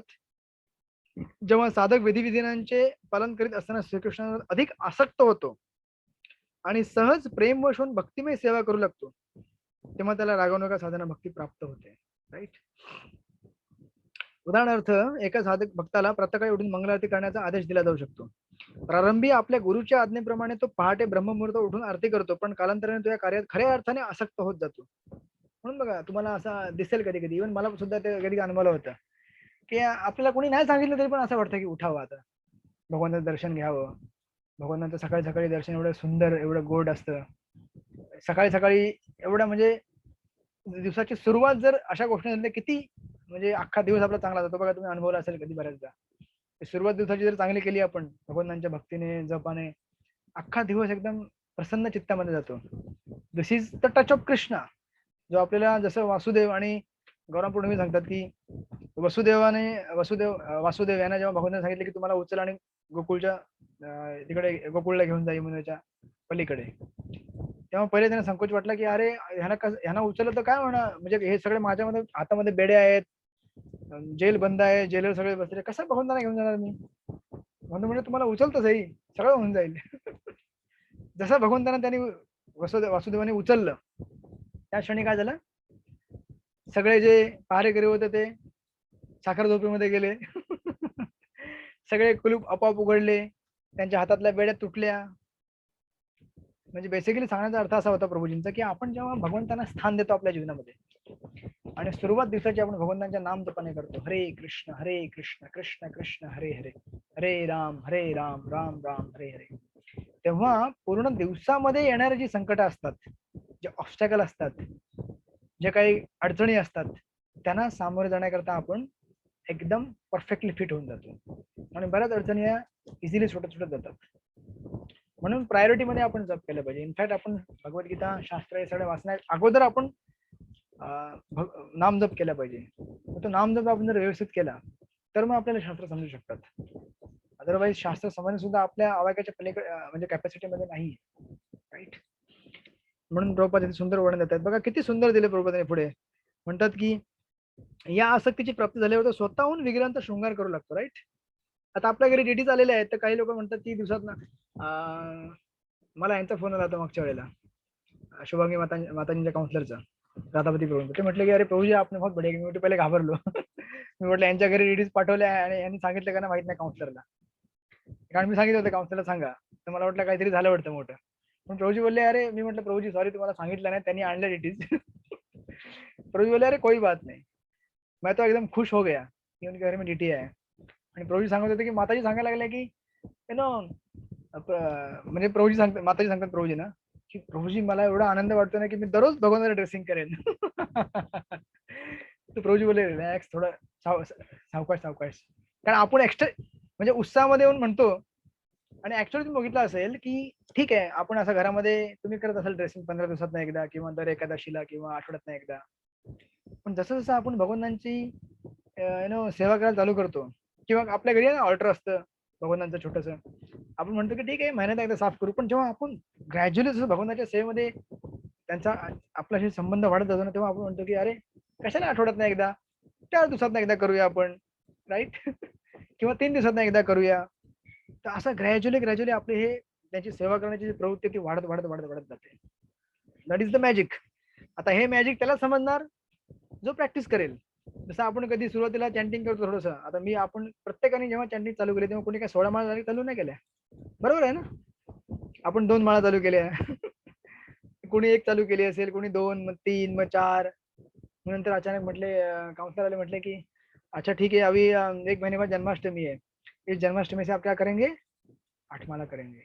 क्या 8 माला करूंगा, थोड़ा टेंशन है. ठीक है चलो 8 माला करते हैं. मग जन्माष्टमी झाली, ओके अभी ना गौर पूर्णिमा आ रहा है, इस गौर पूर्णिमा से आप 12 माला करेंगे. अच्छा 12 माला करूंगा. म्हणजे सुरुवातीला आपल्याला एवढं जड वाटतं ते एकदम नवीन, अरे एवढं 16 माळा कशा करत असतील लोक, एवढा मोठा डोंगर. आता आपल्याला काय वाटतं 16 माळा एकदम आरामात. राईट. बरोबर आहे ना. आणि कधी कधी वाटतं की 16 काय प्रभूजी, 20 करूया, 25 करूया, 30 करूया, एकादशी आज जास्त माळा करूया. Right. So this is magic of Krishna consciousness. मग त्याच्याकरता आपल्याला हे सगळे जेव्हा अनुभव तुम्ही घ्याल तेव्हा तुम्हाला कळेल की भक्तीची जे आपण इथे वाचतोय सध्या ते अनुभवाला आपल्याला प्रत्यक्षात येतं. इट्स नॉट थेरॉटिकल, असं काही हे नाहीये ते. आणि प्रभुपाद की नाना प्रकारचे वस्त्रालंकार निर्माण करतो आणि आपल्या भक्तिमय सेवेचे सर्वांग सुंदर आचरण करण्याकरता अनेक योजना आखत असतो. ही प्रेममयी सेवा साधन भक्तीच्या श्रेणीत येत असूनही रागानुगा असते. तर अशा प्रकारे साधन भक्तीच्या वैदी आणि रागानुगा असे दोन प्रकार असतात. राईट. तर बेसिकली हे दोन प्रकार आहेत. सध्या आपण सगळे मिक्स, कधी कधी आपल्याला रागानुगा पण येत नाही असं नाही, पण आपण मोस्टली साधन भक्त आहोत, सॉरी वैदी भक्त आहोत, वैदी साधन भक्ती. आणि कोणीही वैदी साधन भक्तीमध्ये कधी कधी असं हे विचार करू नये की अरे वैदी म्हणजे कमी, रागानुगा म्हणजे जास्त एकदम, मग एखाद्याच्या घरी येणं स्पॉन्टनली सेवा करतात चांगली आहे. That's all right. साधन भक्ती सुद्धा भक्ती आहे, सॉरी वैदी साधन भक्ती सुद्धा. कारण प्रत्येक भक्तीमध्ये काय लागतं आपल्याला, एक श्रद्धा लागते. राईट. वैदी साधन भक्तीमध्ये सुद्धा एक आपल्याला फेथ लागतं. फेथ शिवाय काय होत नाही. म्हणजे वैदी व्यक्ती करणं सुद्धा व्यक्ती काय आहे, प्रगतच आहे तो. तर पुढे ऑफकोर्स हे इथे उदाहरण दिलेलं आहे, एक वैदिक भक्तीचं उदाहरण दिलेलं आहे प्रभुपादाने. परीक्षित महाराज सुखदेव गोस्वामींचं वर्णन केलेलं आहे. तर ऑफकोर्स इथे परीक्षित महाराज किंवा सुखदेव गोस्वामी कोणी ही साधन भक्त नाहीयेत.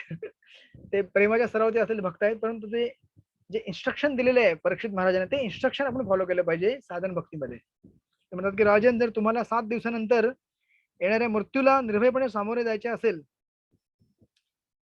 तर तुम्ही विनाविलंब भगवान श्रीहरींचे श्रवण कीर्तन आणि स्मरण करा. म्हणजे बेसिकली वैदिक साधना भक्तीमध्ये आपण भक्ती कशा करतो, प्रेम आहे म्हणून करत नाही, पण अरे मला वाचायचं मृत्यूपासून, मग जप करायचं. राईट. म्हणजे बेसिकली प्रायमरीली ह्या स्टेजला आपल्याला आपण भक्ती करण्याचा मुख्य उद्देश प्रेम नाही आहे. मध्ये मध्ये प्रेम आपलं येतं, नाही असं नाही, मध्ये मध्ये रागानुगा स्टेज येते आपल्याकडे, पण प्रायमरीली आपण सध्या कशावरती आहोत की भक्ती केली तर आपलं पुण्य चांगलं होईल, पुण्यकर्म होईल, ह्या सगळ्या गोष्टी आपल्या मनामध्ये आहेत. पण दॅट्स ऑल राईट. ही आपली सुरुवात आहे भक्तीची. म्हणून बघा, शुद्ध आपल्याकरता भक्ती म्हणजे बेसिकली एक नेसेसिटी आहे, गरज आहे आपल्याकरता. राईट. It's a necessity. आपल्याला गरज आहे म्हणून भक्ती करतो आज, की भक्ती केली तर मला चांगलं होईल, मी ह्या जगात चांगल्या प्रकारे जाईन. आणि शुद्ध भक्तांकरता काय, एक्स्टसी आहे भक्ती. पदोपदी त्यांना एक्स्टसी आहे, एक्स्टसीमुळे ते भक्ती करतात. असं नाही की त्यांना आता चॅन्टिंग करायची आहे 16 माळा, ठीक आहे आज इच्छा नाहीये पण आता कधी करूया चला, असं कधी आपल्याला वाटतं नाही, असं नाही. 7 दिवसांपैकी आठवड्याच्या कमीत कमी 2-3 दिवस आपल्याला असं वाटतं, बाकी दिवस आणि कधी एकदम भरपूर सेवा आली घरामध्ये, भरपूर काम हे ते, त्यावेळेला तर पूर्ण असं वाटतं की दिवस जर वाढला असतं तर बरं झालं असतं आणखीन. राईट. समजा रात्री 8-9 ला आपण जेव्हा माळा चालू करतो, अरे बापरे आता कसं होणार, एवढा डोंगर सारखं वाटतं आपल्याला. But because it's a necessity आपण करतो त्याला. कारण आपल्याला माहिती असतं की जर आपण व्यवस्थित साधना नाही केली तर आपलं काय होईल, पुन्हा फॉल डाऊन होऊन जाईल. म्हणून आपल्याकरता काय आहे, एक नेसेसिटी आहे, शुद्ध भक्तांकरता एक्स्ट्रेसी आहे, पण आपला हा प्रवास आहे. हळूहळू आपण त्या नेसेसिटी मधनं काय होणार, एक्स्ट्रिक होऊन जाणार. राईट. तर ऑफकोर्स यानंतर मग तिसऱ्या पॅराग्राफमध्ये, सॉरी तिसऱ्या पॉईंट मध्ये प्रभुपाद भक्तीची महती सांगतायत. तर ऑफकोर्स तुम्ही ते वाचा, त्यात जास्त काही एवढं कठीण नाहीये. ते त्यातले बरेच पॉईंट आपण ऑलरेडी डिस्कस करत आलेलो आहोत. 3rd पॉईंट मध्ये भक्ती करण्याचं कसं कसं महत्व आहे ते. आणि प्रभुपादांनी बरेच कोटेशन दिलेले आहेत. वर्णाश्रम सिस्टीमच्या बद्दल सांगितलेलं आहे की वर्णाश्रममध्ये 4 वर्ण आणि 4 आश्रम जे आहेत, या सगळ्या 4 वर्ण आणि आश्रमचा उद्देश काय आहे की भगवानाची भक्ती करावी. जर त्यांनी भगवानाची भक्ती नाही केली त्यांचं त्यांच्या स्थितीमधनं पतन होऊन जातं.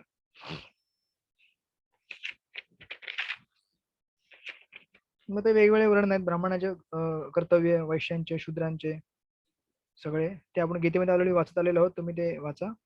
आणि एक गोष्ट प्रभुपाद लिहितात 5 नंबर 29 मध्ये की भगवान श्रीकृष्णाने उद्धवाला असा उपदेश दिला की मनुष्याने वर्णाश्रमाच्या नियमांचे पालन केले तर तो पूर्ण पुरुष भगवंताला संतुष्ट करू शकतो, आणि त्यांना संतुष्ट करण्याचा परिणाम म्हणून संपूर्ण समाजातील सर्व लोकांना जीवनावश्यक वस्तूंचा अगदी विपुल प्रमाणात आणि निर्विघ्नपणे पुरवठा होईल.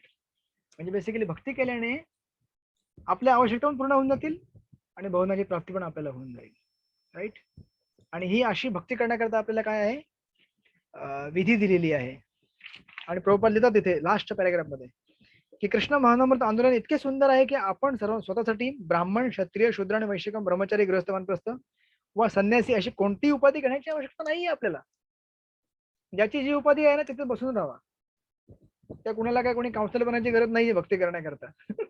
कधी कधी लोकांना वाटतं की मी झोनर काउन्सिलर होईन, मी मोठा कोणी एखादा म्हणेल मी ब्रह्मचारी होईन, मी कोणी संन्यासी ब्रह्मचारी म्हणेल मी संन्यासी होईन, ग्रस्त म्हणेल मी कधी वानप्रस्थ होईन. काही गरज नाहीये. तुम्ही जे आहात जसे आहात तिथेच राहा आपल्या जागेमध्ये.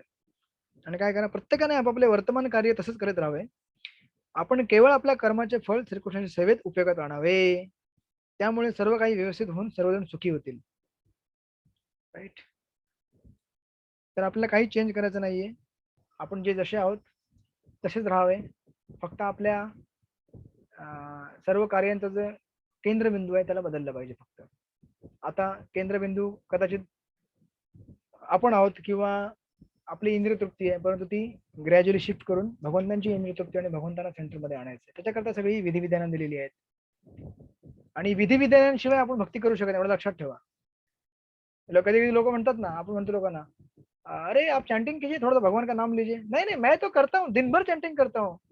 कैसे? मन में करता हूँ मैं. तुम्ही बघितलं असेल कधी आपण बुक डिस्ट्रीब्युशन करायला जातो किंवा लोकांना सांगतो, अरे थोड़ा भगवान का नाम ले. अरे स्वामी जी, हम तो दिन भर भगवान का नाम लेते हैं, मन में हमारा चलते ही रहता है, चलते रहते हैं. अरे ऐसा कैसे चलते रहता है यार. एवढं सोपं असतं तर मग तुम्ही आतापर्यंत सगळे शुद्ध भक्त होऊन गेलेले असं. राईट. म्हणून विधिविधानं आपल्याकरता फार आवश्यकता आहेत.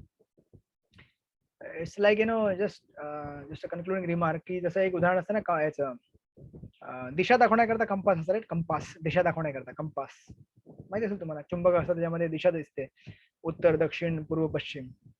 तर जे काही शास्त्रामध्ये दिलेले तत्व आहेत ते भगवंताची भक्ती केली पाहिजे. दिस इज लाईक कंपास. ते आपल्याला दाखवतोय दिशा, की तुम्ही त्या दिशेला जाऊन भक्ती करा भगवंतांची. पण त्या दिशेला जाण्याकरता आपल्याला चालावं लागतं ना दिशेमध्ये. म्हणजे समजा रोड आहे, एखादा रस्ता आहे, रस्त्यावरती गेल्यावरती नुसतं रस्त्यावरती उभं राहून चालत नाही ना. आता मी या दिशेला जाण्याकरता रस्त्यामध्ये आलो, अरे पण तुम्ही पहिले ते चालायला लागेल ना रस्त्यामधनं, तर तुम्ही तुमच्या गंतव्यस्थानावर पोहोचाल ना. तर चालण्याकरता हे जी विधिविधान आहेत ते आपल्याला, ती विधिविधान म्हणजे बेसिकली रस्त्यामध्ये चालणे. कशा प्रकारे चालणे? ओके, रस्त्याच्या डाव्या बाजूने चालणे आणि रस्त्याच्या मधोमधी न चालणे. मध्ये मध्ये झालं तर गाडी येईल, तुम्हाला उडवून टाकेल. हे सगळे विधिविधान आहेत, डूज अँड डोंट्स. जर ते आपण व्यवस्थित फॉलो केले तर आपण काय होणार, ग्रॅज्युअली आपल्या गंतव्यस्थानावरती पोहोचणार. आणि ग्रॅज्युअली आपण रागानुगा भक्तीमध्ये येऊन मग भावभक्ती आणि मग ग्रॅज्युअली प्रेम भक्तीमध्ये प्रवेश करणार. तर ठीक आहे, आज आपण इथे थांबूया. तर ही भक्तीची सुरुवात आहे. आपण बेसिकली 3 पॉईंट डिस्कस केले. भक्तीची सुरुवात कशी होते? भक्तीची सुरुवात भगवंताच्या भक्तांच्या संघाने तयार होते. आणि या संघामध्ये आपण जसं जसं त्यांचं मार्गदर्शन घेत भक्ती करत जाऊ, तसं आपण पुढे अग्रेसर होत जाऊ. दिस इज द फर्स्ट पॉईंट आपण डिस्कस केलं. आणि सेकंड पॉईंट डिस्कस केला आपण साधन भक्तीचे 2 प्रकार, वैधी आणि रागानुगा. तर रागानुगा आपल्यामध्ये कधी कधी येतं, पण मोस्टली येणार नाही एवढ्या लवकर. आपल्यामध्ये वैधीच आहे, आणि वैधी आपण जर व्यवस्थित पालन केलं तर एक दिवशी आपल्यामध्ये रागानुगा येणार. थर्ड पॉईंट आपण डिस्कस केला, भक्ती करण्याचं काय महत्व आहे ते आपण तुम्ही त्याच्यामध्ये सविस्तरपणे वाचा. श्रील प्रभुपाद की जय. श्री भक्ति रसामृत सिंधु की जय. श्रील रूप गोस्वामी पाद की जय. वांछा कल्पतरुभ्यश्च कृपा सिंधुभ्येव च पतितानां पावनेभ्यो वैष्णवेभ्यो नमो नमः. अनंत कोटि वैष्णव वृंद की जय. हरे कृष्ण. हरे कृष्ण प्रभूजी. येस माताजी. ते अगोदरचे लेक्चर सगळे मी अपलोड करून ठेवलेले आहेत युट्यूबला. तर तुम्ही त्या चॅनलला व्हिजिट केलं तर तुम्हाला दिसतील. तुम्हाला मी चॅनलचे लिंक पाठवतो. सगळे लाईनशीर लावून ठेवलेले आहेत. लेक्चर 1, लेक्चर 2, लेक्चर 3 नंबर दिलेत त्याला मी. ठीक आहे. मला लेट झाला आज जरा काम. अरे आज आठवड्याचा वीक डे आहे ना, आणि बाकी लोक सुद्धा कुठे कुठे गेलेले दिसत आहेत. नाही, थोडं रूम साठी जायचं होतं. ते एक फाईल द्यायची होती. अच्छा, ओके. मग तुमच्या डेटिंगचं कधी 2 तारखेला आहे? माझ्या आईचं ना मी 13 तारखेला करणार आहे. जगन्नाथचं पण 13 तारखेला असतो ना, जूनची 13 तारीख आहे. मग एक दिवस होऊन जाईल ना. म्हणून. आणि ज्योती माताजींचं काय आहे मग? ज्योती कुमार ते माझ्या बरोबरच करणार आहे. Okay, very nice. आणि यांचं तर होऊन गेलं, शोभा सखी माताजींचं होऊन गेलं ना? हो, आम्ही गेलो होतो. Okay, very good. सगळ्यांनी आमच्या दोघींचंच राहिलंय. आणि संजय सूर्य प्रभू. अच्छा. त्यांची ड्युटी माझ्याकडेच आहे. हो. त्यांच्या लोटस फीटला पेंटिंग करायची होती तर पेंटिंग झालीच नाही, तशीच आहे ती. थोडीशी पेंटिंग अच्छा, बाकी आहे, पण तुम्ही त्यांना देऊन टाकेन, त्यांना म्हणे चालू करा. एकदा घरी भगवंत आले की ते स्वतः हा. पेंट आणतील, स्वतः पेंट करून घेतील. बरोबर. वैदिक भक्ती चालू करायला पण वेळ लागतो. आता मला स्वतःला पुश करायला लागेल, त्यांनी पण हो. फोन केला ना समोरला. हरी बोल प्रभूजी. येस माताजी. आपण मॉर्निंग मध्ये उठतो ब्रह्ममुहूर्तावर आणि चॅन्टिंग करतो आणि कधी कधी त्या आपोआप व्हायब्रेशनने पण जाग येते. तर ती भक्ती कोणती म्हणायची? रागानुगा म्हणायची का? व्हायब्रेशनने म्हणजे का कुठले असं नाही. आपल्या बॉडीला सवय लागली म्हणून? व्हायब्रेशन म्हणजे की कसं, किंवा नाही आपल्याला उठायचे चालू करा, जप 5-10 मिनिटं उशीर झालाय, आज उशीर होऊन गेला थोडा उठायला, पटकन आपण म्हणजे आपाप हरे कृष्णा यायला लागतं मनामध्ये, आपाप आपण म्हणायला लागतो. ते असं कसं ते कशामुळे होतं आपल्याला? जस्ट टू रिलेट एक्झाम्पल, कधी कधी जेव्हा मला चॅन्टिंग मध्ये झोप लागायची ना, म्हणजे नेहमीच लागते नाही असं नाही, कधी कधी तर झोप म्हणजे आपलं चॅन्टिंग चालू असतं ना, हरे कृष्ण आपण करत असतो, राईट. तर कधी कधी काय होतं, जेव्हा खुर्चीवरती कधी बसलेला असतो मी, असा जेव्हा चॅन्टिंग चालू नसतं, असं अभ्यास करतो किंवा काही दुसरं काम करायला झोप लागते, असं तर असं चालू होतं, हरे कृष्ण. कारण आपल्याला झोपेमध्ये चॅन्टिंग करायची सवय झालेली असते. ऑफकोर्स दिस इज ए आपली हॅबिट सुद्धा आहे, आणि अपार्ट फ्रॉम हॅबिट भगवंत आपल्या हृदयामध्ये आहेत ना नेहमी. जेव्हा तुम्ही इगर असता भगवंतांना सेवा करण्याकरता, आणि एकदा जर भगवंतांना सवय लागली तुमच्याकडनं सेवा घ्यायची, तर भगवंतांना पण उत्सुकता असते ना की अरे कधी भक्त माझा उठेल, कधी मला उठवेल तो, कधी माझा चॅन्टिंग करेल. आता जर भक्तच उठला नाही तर मला कधी भोग लागणार, माझं कधी अल्टर उघडणार, राईट. ते वैदीमध्ये येतं, भक्तीमध्ये येतं का, रागानुगामध्ये येतं का, आपण मेकॅनिकल असं मेंटली आपण इन्व्हॉल्व्ह झालेलं असतो म्हणून होतं? म्हणून तुम्हाला दिस आर स्मॉल सॅम्पल्स ऑफ रागानुगा भक्ती. असं मेकॅनिकली तर असं कधी आपलं मन स्वतःहून कधी म्हणत नाही की अरे आता उठून चॅन्टिंग कर किंवा आता जप कर, राईट. कधी कधी आपल्याला स्वतः जबरदस्ती उठवावं लागतं मनाला, राईट.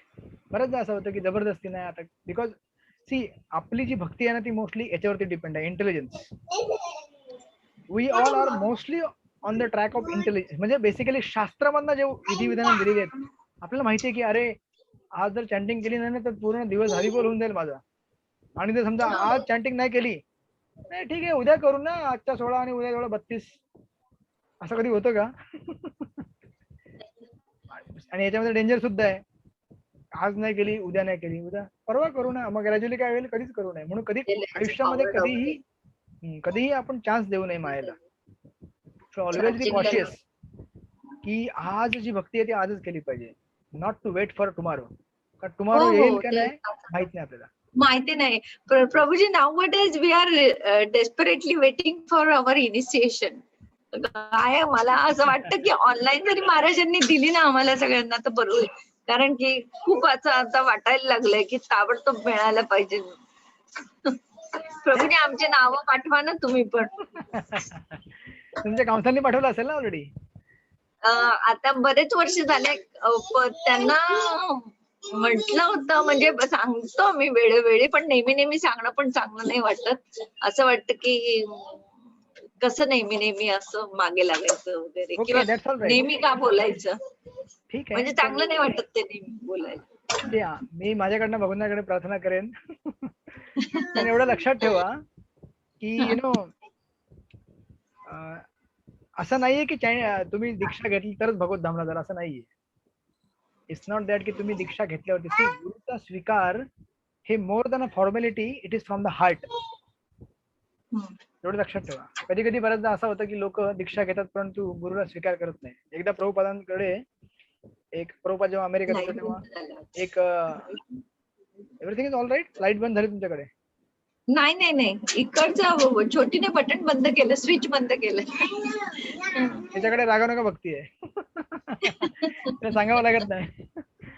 कधी कधी असं होतं आयुष्यामध्ये आपल्या. प्रभुपादांचं ते उदाहरण आहे की एक भक्त आला होता, त्याला भक्त नव्हता, माणूस नवीन होता, तो आला आणि प्रभुपादांकडे राहिला काही दिवस. तो म्हटला की मला ना तुमच्याकडे दीक्षा घ्यायची आहे, मला प्रभुपादांना म्हटलं एक आठवड्यानंतर. प्रभुपाद म्हटले ठीक आहे तुला मी दीक्षा देतो. पण बाकीचे भक्त म्हटले प्रभुपाद कशाला दीक्षा देतात, तो घेणार नाही, तो ऐकणार नाही, तो व्यवस्थित फॉलो करणार नाही, त्याला. प्रभुपादांनी दिली दीक्षा. प्रभुपादांनी दीक्षा दिली आणि काही दिवसांनी तो सोडून गेला. मग बाकी सगळे ड्युटी म्हणायला लागले, बघितलं तुम्हाला सांगितलं होतं दीक्षा नका देऊ, कशाला त्याला दीक्षा दिली. प्रभुपाद म्हटले मी त्याला कधी दीक्षा दिली, मी दिलीच नाही त्याला दीक्षा. म्हणजे म्हणण्याचा अर्थ काय आहे की कृष्णाने दिली. आपण गुरुला जर हृदयातनं जर स्वीकार नाही केलं हा. दीक्षा होतच नाही. म्हणून सी अच्छा. It is a formality, official formality की आपण गुरुकडनं, दॅट इज इम्पॉर्टंट फॉर्मॅलिटी. जसं तुम्ही लग्नामध्ये जेव्हा लग्न लावतात ना, तर लग्न एक तर कोर्टमध्ये पण होऊ शकतं, कोर्ट मॅरेज, आणि लग्न 10,000 लोकांसमोर पण होऊ शकतं. पण जे लग्न 10,000 लोकांसमोर झालेलं असतं ना, तिथे व्यक्तीला फार मोठी जबाबदारी वाटते. अरे बापरे, एवढ्या सगळ्या लोकांना माहिती आहे आता माझं लग्न झालंय, माझं घर आहे, मी व्यवस्थित वागलो पाहिजे, पत्नीला व्यवस्थित ठेवलं पाहिजे. That becomes a big responsibility नाही का, एवढ्या लोकांनी विटनेस केलेलं, राईट. आणि कोर्टमध्ये कसं बरोबर आहे. कोणी काय एक सही केली, मग एका सहीवरती लग्न पण होऊ शकतं, एका सहीवरती डिवोर्स पण होऊ शकतो. आय मीन टू से की, आणि पण एखाद्याने कोर्टमध्ये जर केलं असेल एका सहीवर सुद्धा, पण त्याने जर प्रेमाने त्याला स्वीकारलं असेल ते पण आयुष्यभर टिकेल. It's more or less it's a matter of accepting गुरु. तुम्ही जर गुरुला हृदयात स्वीकार केलेला आहे ना ऑलरेडी, आणि गुरुने जे तुम्हाला सांगितलं ते फॉलो करताय ना, already accepted him, already you accepted the initiation. नाव of course it is just a matter of formality, that's all right. तर त्याची आपण चिंता केली पाहिजे, पण एवढं पण आपण हे होऊ नये की आता ह्याच्याशिवाय आता माझं आयुष्य, असं नाहीये.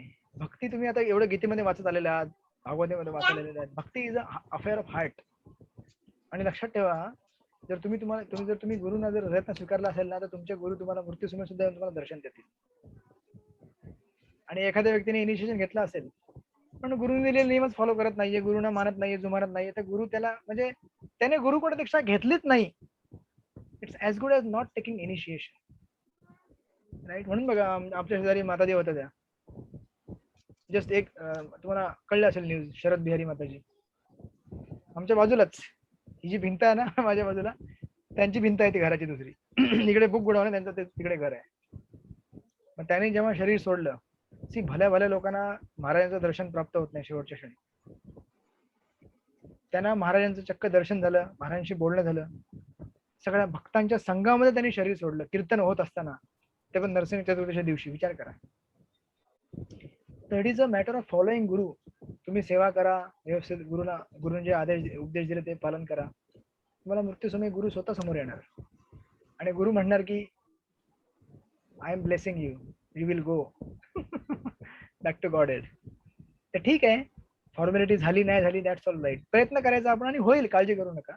पण वी शुड नॉट थिंक की म्हणजे जसं काही लोकांना वाटतं की माझ्या शरीरामध्ये ब्राह्मण दीक्षा झाली नाही, धागा बसला नाही तर माझं शरीर अपूर्णच आहे. जणू काही शरीरातला एक भाग कमी आहे माझा. असं नाहीये. भगवंताची सेवा सगळे करू शकतात ना. तुम्ही जर पुजारी बनवू शकत नाही तर दॅट्स ऑल राईट. तुम्ही मंदिरामध्ये झाडू मारू शकता ना, नाही मारू शकत का? मग एखादा म्हणेल प्रभूजी पण भगवंताचा शृंगार करण्यामध्ये जो आनंद असतो तो झाडू मारण्यामध्ये एवढा आनंद येत नाही. ठीक आहे, हा डिफरन्स फक्त आपल्याला कधी आहे जोपर्यंत आपण वैदिक भक्तीमध्ये आहोत. जसं आपण रागवणे का होऊन जाऊ तसे ऍडव्हान्स हो ना, आपल्याला सगळीकडे भगवंताची भक्ती दिसेल. झाडू मारण्यामध्ये पण एक्स्टसी आहे, भगवंतांचं मंदिर आहे ते, राईट. आणि भगवंतांचं अंग धुणे, त्यांना शृंगार करणे, ह्याच्यामध्ये सुद्धा एक्स्टसी आहे. Both places. जसं माधवेंद्रपुरी प्रभू चंदन यात्रा चालू आहे आता, चंदन आणायला गेले ना एवढ्या दूर, ते नाही म्हटले की अरे चंदन लाने का काम, हा ठीक आहे इधर आओ. कुणाला डेलिगेट नाही केलं त्यांनी. स्वतःहून गेले चंदन आणायला, एवढे दूर, एवढे वयस्कर व्यक्ती, आणि त्या काळामध्ये चालत चालत. बिकॉज प्रेम, प्रगाढ प्रेम आहे. सीसी मध्ये तुम्ही वाचला तुम्हाला सुंदर श्लोक येतील. प्रगाढ प्रेमाच्या ह्याच्यामध्ये विचारच नाही केला त्यांनी की किती कष्ट होतील. प्रेम आहे ना बेसिकली, आणि त्या प्रेमामध्येच आनंद आहे. That's all right. चिंता करू नका. तुम्ही एवढे डेस्परेट आता नक्कीच भगवान तुम्हाला रेसिप्रोकेट करतील, देतील दीक्षा. पण दीक्षा तुमची ऑलरेडी झालेली आहे, that you should understand. But at the same time याचा अर्थ असा पण नाही की फॉर्मॅलिटी महत्वाची नाहीये. जसं मी सांगितलं 10,000 लोकांच्या समोर जेव्हा विटनेस होतं ना, तेव्हा आपली एक जबाबदारी वाढते, right. That is also important, but it will take time. But you already have taken the diksha. काळजी करू नका. ठीक आहे, ठीक आहे प्रभूजी. हरे बोल, हरे कृष्ण. भेटू आपण संडेला. आणि मग पुढचे Okay. चॅप्टर्स आपण कंटिन्यू करूया. हरे Krishna. Okay thank you for lecture. Thank you Prabhuji. Me assign करून सोडतो तुम्हाला, गप्पा मारायच्या गप्पा मारू शकतो.